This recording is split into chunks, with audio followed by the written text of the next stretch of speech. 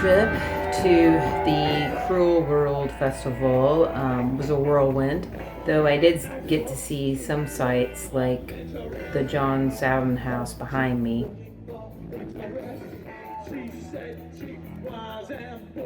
Most of my trip was spent in transit. Lots of walking, biking, taking trains and buses. I saw quite a bit of LA, but I was always going to someplace, back and forth from Pasadena. But the concerts were great. All these 80s bands have really aged gracefully, and their fans too. I partied with a lot of parents with their teen and adult children, and it was great. Strangely, despite the hot and sunny weather, a stray lightning strike over the San Gabriel Mountains forced the authorities to put the kibosh on the show. Right in the middle of Human League, it was a big bummer. The fire department put us in evacuation mode. Said there was severe weather coming. Apparently there was hail in the mountains.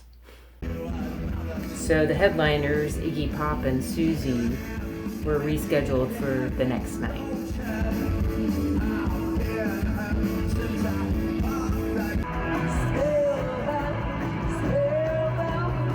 Even Susie was flabbergasted. Sausage act. And what was all that running there? What are they doing? Are they chasing the fire department away?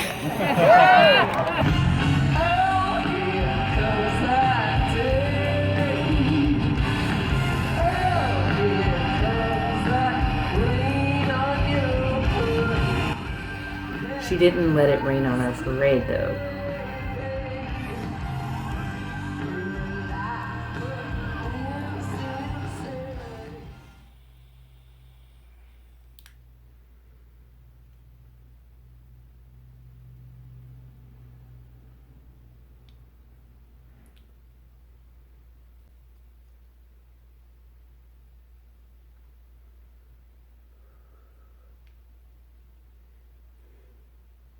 It's June 2nd, and there's going to be a full moon tomorrow night, late tomorrow night, almost into June 4th, in Sagittarius.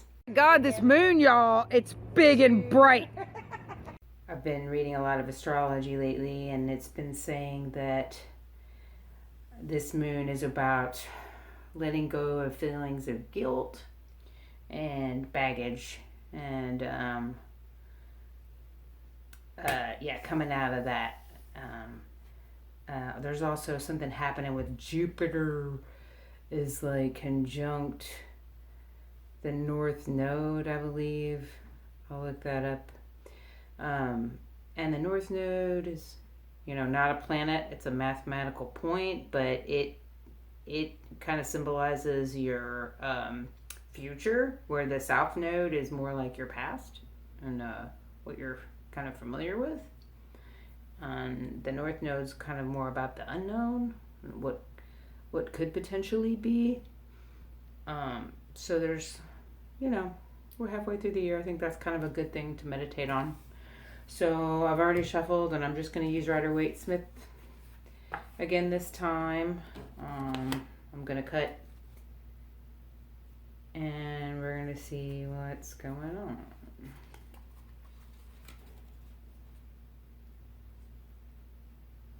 Ace of Cups.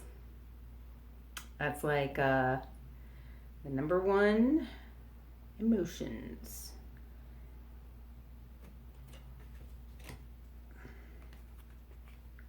Queen of Cups reversed. Have to look into that. Reversed. Could mean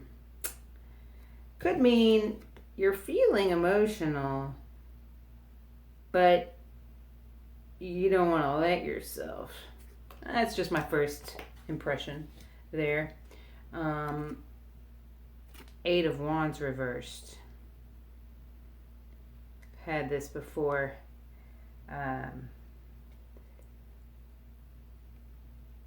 fiery action, but reversed. And look at all those wands flying in the air, but because they're reversed, they're flying. Could signify some kind of energy shift occurring. Dog days of summer coming up. All right, I'm gonna look them up, do a little research, and come back and tell you about it. Yeah. Okay. So, I was right about this Ace of Cups. It's abundant love and creative inspiration. It's like the hand that is coming out of the clouds symbolizes that I'm aware of spiritual energy that is coming to me. And the dove coming down into the cup is that spirit of inspiration. It's a great positive card. It's great. I feel good about that. This one, the Queen of Cups reversed, is pretty much what I was saying. I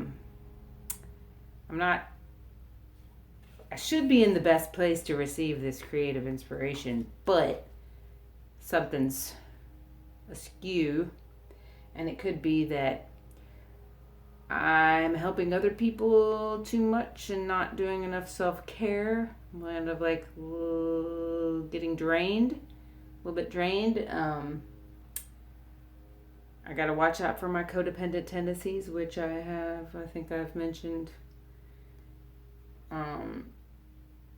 And I need to really take some quiet time to suss out my inspiration and, intuition, so that I can, receive that inspiration, creative inspiration. This is exactly what I thought. The brakes are being put on. It could be because I'm resisting change instead of embracing it. But it also could just be that,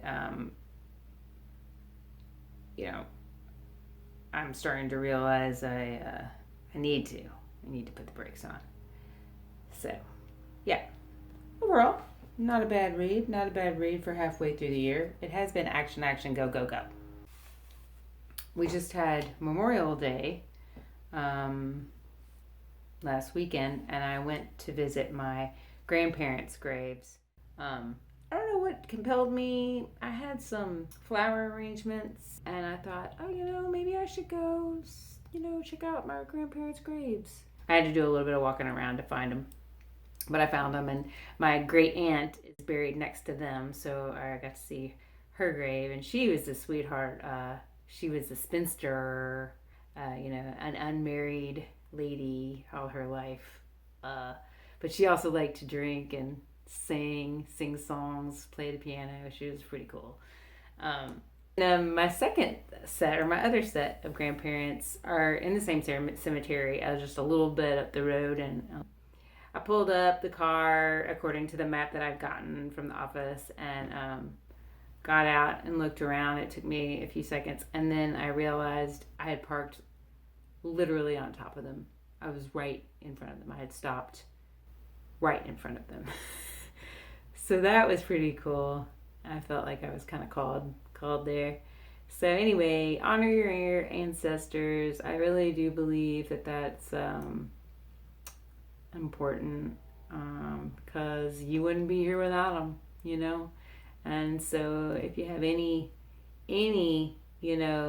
love of life, just remember those that brought you here.